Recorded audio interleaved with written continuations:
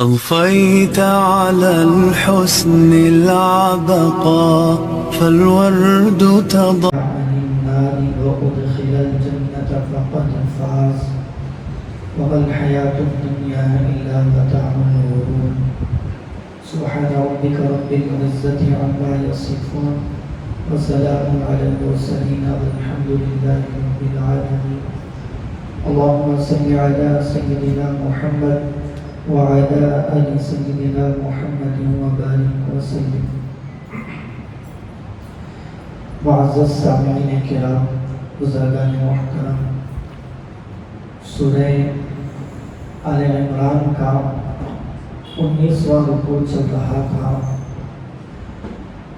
جس میں اللہ تعالیٰ نے یہودیوں کی شرارت کا تذکرہ کیا. اب جو آیت کریمہ میں نے پڑھی ہے، اس میں اللہ یہ ارشاد فرماتے ہیں کہ کہیں پر مشرکوں کو، کافروں کو غلبہ حاصل ہو جائے، ظاہری اعتبار سے کافر مشرک لوگ بڑے بڑے مالدار ہو جائیں، ہر قسم کی دنیا کی سہولتیں، اسباب ان لوگوں کے پاس ہو، عیش و عشرت کے ساتھ، آرام کے ساتھ وہ زندگی گزار رہے ہوں، اس کے بالمقابل وہاں پر رہنے والے مسلمان پریشان حالات میں ہوں، غمگین ہوں، تکلیف میں مبتلا ہوں، تو اب ان مسلمانوں کو و کافروں کو دیکھ کر ایسا غمگین پریشان نہیں ہونا چاہیے کہ بھئی ہم اللہ کو ماننے والے ہیں، اللہ نے تو غیروں کو تو خوب نوازا، ہم اللہ کے ماننے والے ہونے کے باوجود اللہ نے ہم کو تنگی میں کیوں رکھا ہے. ان کی حالت دیکھ کر پریشان نہیں ہو جانا چاہیے. کیوں؟ کیونکہ ایک بات مسلم ہے، ہر کوئی، چاہے وہ مسلمان ہو، کافر ہو، کوئی بھی دنیا کا آدمی ہو، یہ بات ضرور مانتا ہے کہ دنیا میں انسان کی حالت ایک طرح کی نہیں رہتی. کب انسان کی حالت کیسی ہو جائے پتہ ہی نہیں چلتا. دیکھیں ملکوں کے اندر رہنے والے بڑے بڑے کروڑ پتی، ہزاروں کروڑ روپیوں کے مالک لوگ، جب اللہ کی کوئی مصیبت آتی ہے، آفت وہاں پر آتی ہے، سیلاب آ گیا، زلزلہ آ گیا، تو چند گھنٹوں کے اندر کروڑوں روپے کا مالک آدمی لائن میں کھڑے ہو کر 2 گھونٹ پانی کے لیے بھیک مانگ رہا ہوتا ہے. تو اس سے معلوم یہ ہوتا ہے کہ دنیا کے اندر جو حالت ہمیں نظر آتی ہے وہ ہمیشہ رہنے والی نہیں ہے. تو دنیا میں اللہ نے کافروں کو نوازا ہے، یہ مال و دولت ہمیشہ رہنے والی نہیں ہے. کب اللہ تعالیٰ ان کو محروم کر دیں، کب تم مسلمانوں کو عطا کر دیں، یہ اللہ ہی کو معلوم ہے. ان کے پاس فی الحال جو موجود ہے آرام و آسائش، یہ ہمیشہ کی نہیں ہے. چلو بھی ہمیشہ کی رہ گئی، دنیا کے اندر موت تک ان کو یہ آرام، عیش و عشرت نصیب رہی، تو پھر موت تو ہر ایک کو آنی ہے. کل نفس ذائقۃ الموت، ہر نفس کو، ہر جاندار کو موت کا مزہ چکھنا ہے. وہ کافر ہے، غیر مسلم ہے، اس کو اللہ نے ہر قسم کے عیش و عشرت کے اسباب عطا کیے ہیں، موت آئی تو سب ختم ہو گیا. تم مسلمان ہو، تمہارے اوپر ظاہری اعتبار سے دنیاوی تکلیفیں مسلط ہیں، موت آئی تو تمہاری تکلیفیں بھی ختم ہو گئی. تو معلوم ہوا کہ دنیا کی چاہے مصیبت ہو یا کوئی آرام و آسائش ہو، یہ ہمیشہ کی رہنے والی نہیں ہے. پھر اللہ کہتے ہیں وَإِنَّمَا تُوَفَّوْنَ أُجُورَكُمْ يَوْمَ الْقِيَامَةِ، ہمیشہ جو چیز رہنے والی ہے وہ آخرت کا اجر و ثواب ہے. تمہیں دنیا کے اندر جن کو اللہ نے نعمتیں دی ہیں، ان لوگوں کی نعمتوں کو دیکھ کر پریشان ہوئے بغیر فی الحال اللہ نے جو تم کو نعمتیں عطا کی ہیں، ان نعمتوں کا شکر ادا کر کے آخرت کی طلب میں لگ جاؤ. آج کل یہی ہوتا ہے، اللہ نے کچھ مال و اسباب کم کر دیے، کچھ گھریلو حالات، پریشانیاں آ گئی، بس اپنے سے اونچے درجے کے مالداروں کو دیکھ کر پریشان ہوتے رہتے ہیں. دیکھو بھی اللہ نے ان کو اتنا دے دیا، ان کے پاس اتنا مال ہے، پھر بھی ان کو اللہ نوازتے جا رہا ہے. ہم لوگ اتنے کم درجے کے ہیں، اللہ نے ہم کو اتنا بھی مال، نہ اپنا خاص گھر ہے، نہ کوئی اپنی خاص دکان ہے، پھر بھی ہم محروم ہوتے ہیں، ہم روپے کے لیے ترستے ہیں، ان کے بچے ہزاروں لاکھوں روپیوں میں عائش کر رہے ہیں، پھر بھی ان کو مال مل رہا ہے۔ ایسا نہیں کرنا، اللہ نے فی الحال جس حالت میں رکھا ہے اس حالت پر خوش ہونا ہے۔ چاہے مال کے اعتبار سے اللہ نے مجھے کمی کر دی، میں اپنے سے بڑے مالداروں کو دیکھ کر پریشان نہیں ہوں گا، فی الحال جس پوزیشن میں میں ہوں اس پوزیشن میں رہ کر اللہ کا شکر ادا کرنا ہے۔ کیوں؟ یہ حالت ہمیشہ نہیں رہنا، موت پر ختم ہو جانا ہے۔ اگر میں اس کی طرف توجہ کر کے پریشان ہوتا رہوں گا، آخرت کی طرف توجہ کم ہوگی۔ جو حقیقی مزہ ملنا ہے، حقیقی نعمتیں آخرت کی ہمیشہ رہنے والی ہیں، شدید بھی ہیں، مدید بھی ہیں۔ اگر وہاں عذاب ہے تو کوانٹٹی کوالٹی ہر اعتبار سے سخت ہے۔ اگر وہاں اللہ کی نعمتیں، اللہ کی طرف سے ثواب ملنا ہے تو کوانٹٹی کوالٹی اعتبار سے ہر اعتبار سے اچھا ہے۔ تو اس چیز سے ہم محروم رہ جائیں گے یہاں پر اگر ہم کبھی افسوس ملتے رہیں یا پریشان ہوتے رہیں گے۔ اسی طرح کوئی بھی مصیبت، چاہے وہ پیسوں کے اعتبار سے ہو یا گھریلو اعتبار سے کہ اللہ نے مجھے اتنا چھوٹا سا گھر دیا، کاش اتنا بڑا گھر ہو جاتا، اسی کے بارے میں شکوے گلے کرتے کرتے زندگی ختم ہو جائے گی۔ نہیں کرنا، اللہ نے جو گھر دیا اسی پر شکر کرتے ہوئے اللہ کو راضی کرنے میں لگ جاؤ۔ اسی طرح کبھی کبھی رشتوں میں پریشانیاں آتی ہیں، میاں بیوی کی آپس میں نہیں بن رہی، ساس بہو کی آپس میں نہیں بن رہی، بھائی بھائی کی آپس میں نہیں بن رہی، باپ بیٹے کی آپس میں نہیں بن رہی۔ ایسا نہیں کہ بھئی شوہر بیوی کی طرف سے جو تکلیف ہو رہی ہے اس کو لے کر پوری زندگی تکلیف محسوس کرتے کرتے گزار دیا، نہیں۔ خیر میری نصیب میں بیوی ایسی ہی تھی، اللہ نے دے دی، بس میں اسی پر اللہ کی طرف سے میں راضی ہوں۔ ساس بہو کا مسئلہ آیا، ایسا نہیں کہ میری بہو ایسی ہونی چاہیے تھا، ایسی ہونی چاہیے تھا، اس کی برائیاں پورے خاندان میں کرتی، ساس پھر نہیں ہے، پھر کیا ہوگا؟ دنیا بھی تو گئی، آخرت بھی برباد ہو جاتی ہے۔ اب بہو پورے خاندان میں ساس کی برائی کرتی پھر رہی ہے، آپ دنیا تو گئی، کیا ہے اس کی طرف سے تکلیفیں ہیں زندگی میں، آخرت بھی برباد ہو رہی ہے۔ ایسا نہیں کرنا ہے۔ اللہ نے جو چیز فی الحال مجھے عطا فرمائی، یہ سمجھے کہ میرے لیے یہی مقدر ہے، اس پر اطمینان ظاہر کر کے مطمئن ہو کر اب اس شکل میں اللہ کو کیسے راضی کروں۔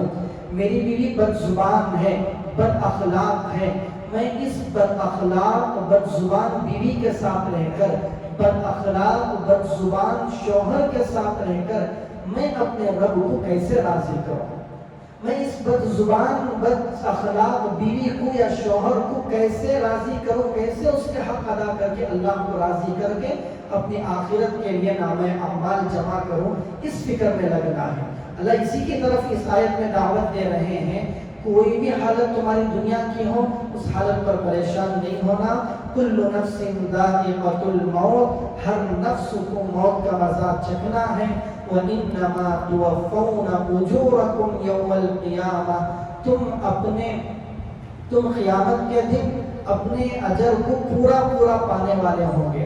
تمہیں قیامت کے دن تمہارا اجر پورا پورا اللہ عطا کریں گے، لہذا وہاں پر جو اجر ملنا ہے اس کی تیاری میں تمہیں دنیا میں لگ جانا ہے۔ پھر آگے حقیقت میں آخرت کی کامیابی کیا ہے، حقیقی کامیابی کیا ہے، اللہ اس کو بیان کرتے ہیں۔ یعنی کہ وہی ہمیں دنیا کے اندر کسی کے 2 4 10 12 اپارٹمنٹ نظر آ رہے ہیں، یا کسی کے بچے بڑی بڑی کالجز میں پڑھ رہے ہیں، کسی کے پاس بینک بیلنس اتنا زیادہ ہے، کوئی اتنے اچھے کپڑوں میں گاڑیوں میں پھرتا ہے، یہی کامیاب ہے؟ نہیں، اللہ فرماتے ہیں حقیقی کامیابی کیا ہے؟ فَمَنْ زُحْزِحَ عَنِ النَّارِ، جو بندہ آخرت میں آگ سے بچا لیا گیا، جہنم سے بچا لیا گیا، وَأُدْخِلَ الْجَنَّةَ، جہنم سے بچا کر جنت میں داخل کر دیا گیا، فَقَدْ فَازَ، حقیقت میں یہی کامیابی ہے۔ کیوں؟ آخرت میں جو وہاں کی زندگی ہے اس کے مقابلے میں دنیا کی زندگی کی کوئی حیثیت ہی نہیں ہے۔ اسی لیے روایتوں میں آتا ہے جب بندہ قیامت کے دن دنیا میں پیش آئی مصیبتیں، جو پریشانیاں ہیں، ان کے بدلے میں اللہ جب اس کو اجر و ثواب عطا کریں گے تو یہ بندہ تمنا کرے گا کہ کاش دنیا کے اندر مجھے ہمیشہ ہر وقت پریشانی ہی میں میرا وقت گزرتا، مجھے کوئی آرام و راحت ہی نہ ملتی، میں پریشان تکلیفوں ہی میں زندگی گزارتا، تاکہ ان تکلیفوں کا بدلہ یہاں پر اللہ مجھے ثواب کی شکل میں ادا کرتے۔ کیوں؟ کیونکہ دنیا کی پریشانیوں کی کوئی حیثیت ہی نہیں ہے۔ اگر اللہ کہتے ہیں وَمَا الْحَيَاةُ الدُّنْيَا إِلَّا مَتَاعُ الْغُرُورِ، اور دنیاوی زندگی تو دھوکے کا سامان ہے۔ جو کچھ ہمیں آنکھوں سے کامیابی کی شکلیں نظر آ رہی ہیں، کسی کو حکومتیں مل گئیں، کسی کو طاقتیں مل گئیں، مال و دولت مل گیا، نہیں، یہ حقیقت میں دھوکے کا سامان ہے۔ اس کو دیکھ کر دھوکہ نہ کھانا، حقیقی کامیابی تو وہ ہے جو جہنم سے بچا کر جنت کی طرف بندہ چلا جائے۔ اب اگلی آیت کے اندر ایمان والوں کو اللہ تعالیٰ اگلی مصیبت کوئی بھی پریشانی آئے، میں کئی مرتبہ یہ بات عرض کر چکا ہوں، جب بندہ کسی بھی پریشانی کے لیے، کوئی بھی مصیبت کے لیے پہلے سے تیار ہوتا ہے تو مصیبت اس پر ہلکی معلوم ہوتی ہے۔ آرام میں، عیش و عشرت میں، راحت میں زندگی گزار رہا ہے، اچانک کوئی مصیبت آ گئی تو یہ مصیبت اس کو ہزار مصیبتوں کے برابر نظر آئے گی۔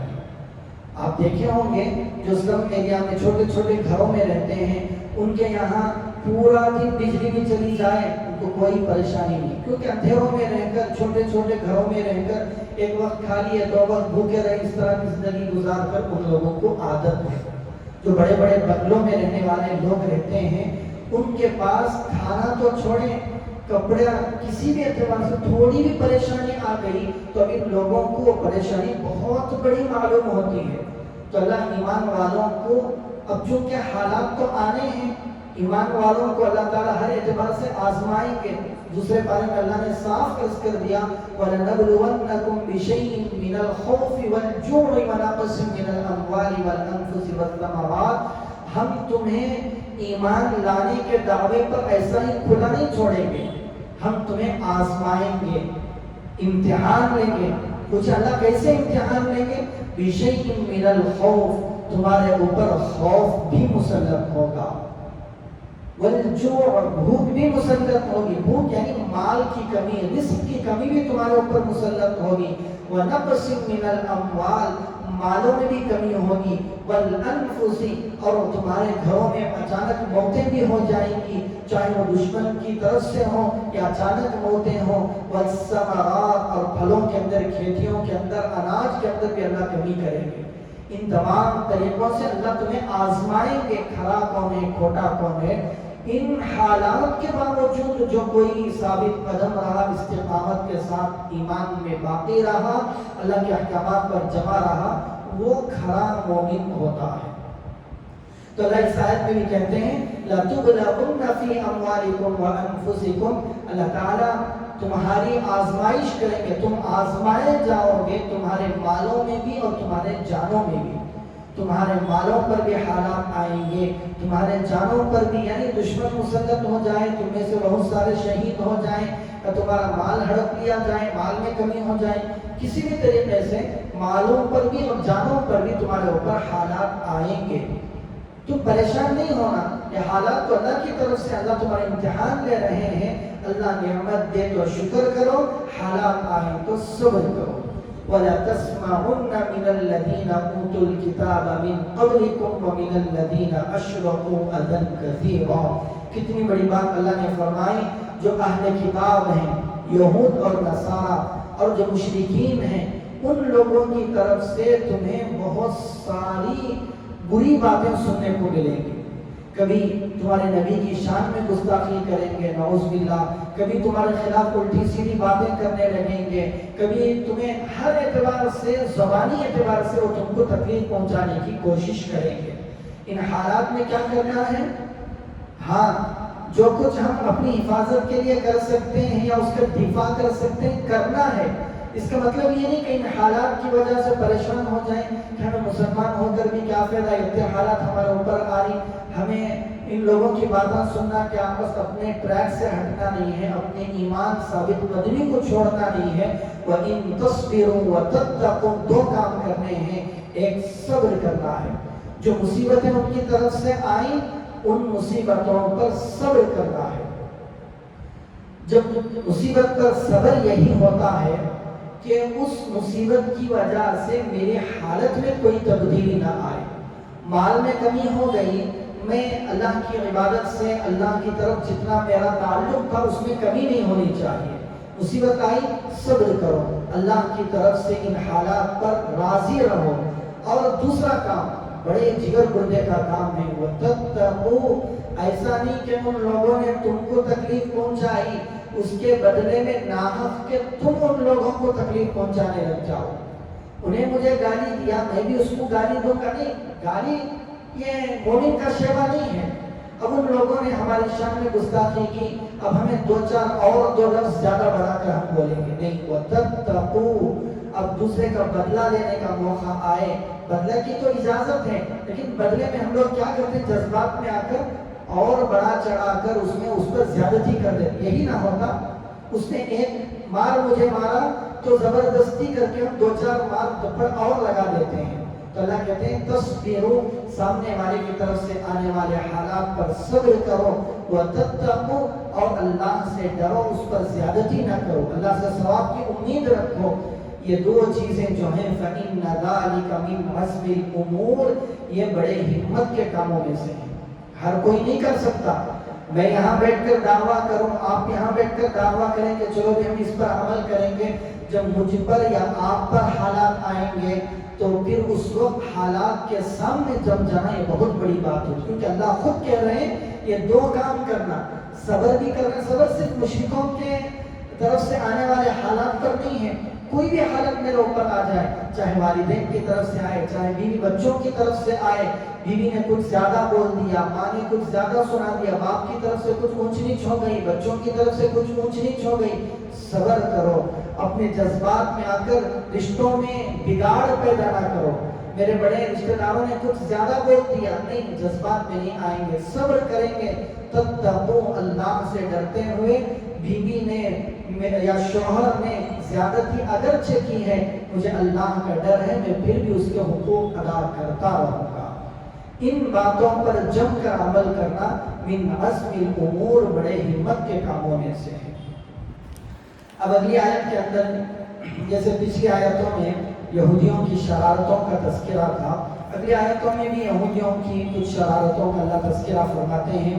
وَإِذْ أَخَذَ اللَّهُ مِيثَاقَ الَّذِينَ أُوتُوا الْكِتَابَ، کہ اللہ تعالیٰ نے یہودیوں سے، اہل کتاب سے یہ عہد اور وعدہ لیا ہوا تھا، اللہ نے جو تم کو کتاب تورات عطا فرمائی ہے اس میں دو کام کرنے ہیں. ایک کام یہ کرنا ہے کہ اس تورات کی کھول کر لوگوں میں تبلیغ کرو. لَتُبَيِّنُنَّهُ لِلنَّاسِ، اللہ نے تمہیں تورات کا علم دیا، لوگوں کے سامنے اس کو کھول کھول کر بیان کرو، اس کی تبلیغ کرو، اس کی تعلیمات کو عام کرو. یہ پہلا کام کرنا ہے. دوسرا کام وَلَا تَكْتُمُونَهُ، اس کے کسی حکم کو چھپاؤ نہیں. حالات کے حالات سامنے آ جائیں تو پیسے سے مرغوب ہو کر، کسی کی طاقت سے مرغوب ہو کر، کسی کے مرتبے سے مرغوب ہو کر اللہ کے احکامات کو بدلنا نہیں ہے. حالات کیسے بھی ہوں، چاہے میری جان کی بات آ جائے، مجھے قرآن کے اللہ نے ان کو ان سے مطالبہ کیا، اللہ کے حکم کو صاف صاف بیان کر دینا ہے. وَلَا تَكْتُمُونَهُ، تم نہیں چھپاؤ گے. پھر اللہ کہتے ہیں وَفَنَبَذُوهُ وَرَاءَ ظُهُورِهِمْ، ان لوگوں نے اللہ کے اس عہد کو اپنی پیٹھ پیچھے پھینک دیا، یعنی اس پر عمل نہیں کیا. ایک تو کھول کر لوگوں کے سامنے بیان نہیں کیا، جب اس کا کوئی حکم بیان کرنے کا مسئلہ آتا تو احکامات کو چھپا لیا کرتے تھے. تفسیر کی کتابوں میں واقعہ لکھا ہے کہ اللہ کے نبی صلی اللہ علیہ وسلم نے کچھ یہودی علماء سے تورات کی ایک آیت یا کچھ آیتوں کے بارے میں سوال کیا کہ اس طرح کی بات تمہاری تورات میں موجود ہے.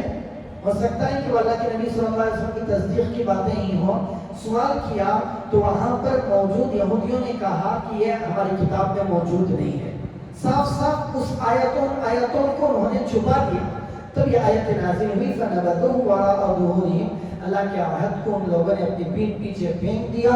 وَاشْتَرَوْا بِهِ ثَمَنًا قَلِيلًا، ان آیت کے بدلے تھوڑا مول انہوں نے خرید لیا، تھوڑے مول کے بدلے ان آیتوں کو انہوں نے بیچ دیا.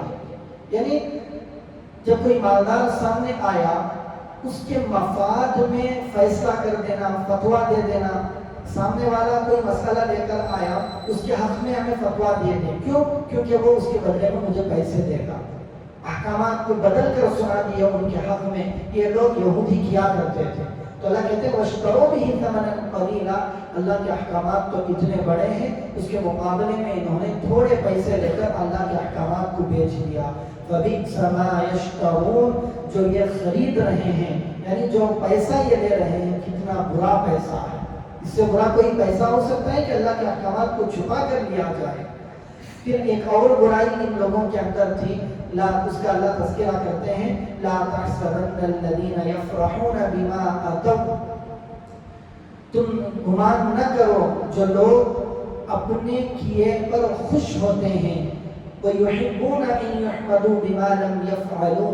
اور جو کام ان لوگوں نے نہیں کیا اس پر وہ تعریف کے محتاج ہوتے ہیں، تعریف کو پسند کرتے ہیں. اس کی مثال تفسیر کی کتابوں میں لکھی ہے کہ ان لوگوں نے جو کام کیے ہیں ان پر وہ خوش ہوتے ہیں. جیسا کہ جب جنگ وغیرہ کا کوئی مسئلہ آتا تو وہ جنگ سے پیچھے رہ جاتے، پیچھے رہ جا کر اللہ کے نبی صلی اللہ علیہ وسلم کے سامنے آ کر الٹے سیدھے عذر بیان کر کے بچنے کی کوشش کرتے اور یہ خوش ہو جاتے کہ چلو بھی ہم نے بہت بڑا اچھا کام کر دیا. تو اللہ کہتے ہیں لا تحسبن الذین یفرحون بما اتوا. ان لوگوں کے اپنے کیے پر خوش ہونے والوں کو تم گمان نہ کرو. فلا تحسبنهم بمفازة من العذاب. کیا گمان نہیں کرنا ہے کہ وہ عذاب سے چھوٹ گئے. اب یہ لوگ ان کے اور ایک برائی اللہ نے یہاں کی، جو کام وہ نہیں کیے اس کی کوئی تعریف کرتا ہے ان لوگوں کی طرف منسوب کر کے، تو یہ لوگ بہت خوش ہو جایا کرتے تھے. جیسا کہ ہمارے جو سیاست دان ہوتے ہیں یا بڑے عہدے کے لوگ ہوتے ہیں، جب ان کو اسٹیج پر بٹھا کر ایسی ایسی تعریفیں کی جاتی ہیں جو وہ تو کیا ان کی نسلوں نے نہیں کی ہوتی ہیں، وہ بیٹھ کر وہاں پر خوش ہو رہے ہوتے ہیں. تو یہی یہودیوں کی عادت تھی، ایسے کام جو انہوں نے نہیں کیے ان کاموں پر اگر ان کی تعریف کی جاتی تو وہ بہت خوش ہو جایا کرتے، پسند کرتے تعریف کو. تو اللہ کہتے ہیں ان لوگوں کو اس خوشی کے بدلے میں ایسا نہیں کہ یہ لوگ خوش ہو جائیں، اصل ان کی کوئی خوشی کی کوئی حیثیت نہیں ہے. فلا تحسبنهم بمفازة من العذاب. تم نہ سمجھو کہ یہ لوگ عذاب سے چھوٹ گئے. وَلَهُمْ عَذَابٌ أَلِيمٌ. ان کو اللہ تعالیٰ دردناک عذاب دیں گے، ان کے لیے اللہ کے یہاں دردناک عذاب ہے. وَلِلَّهِ مُلْكُ السَّمَاوَاتِ وَالْأَرْضِ. اللہ ہی کے لیے آسمانوں کی زمین کی سلطنت ہے. وَاللَّهُ عَلَى كُلِّ شَيْءٍ قَدِيرٌ. اور اللہ ہر چیز پر قدرت رکھنے والے ہیں. آخر کا ایک رکوع رہ جاتا ہے سورہ آل عمران کا، انشاءاللہ اگلے ہفتے میں پڑھیں گے. اللہ تعالیٰ ہمیں کئی سنی باتوں پر عمل کی توفیق عطا فرمائے. سبحان اللہ و بحمدہ، سبحانک اللہم و بحمدک، ونشہد ان لا الہ الا انت، نستغفرک و نتوب الیک.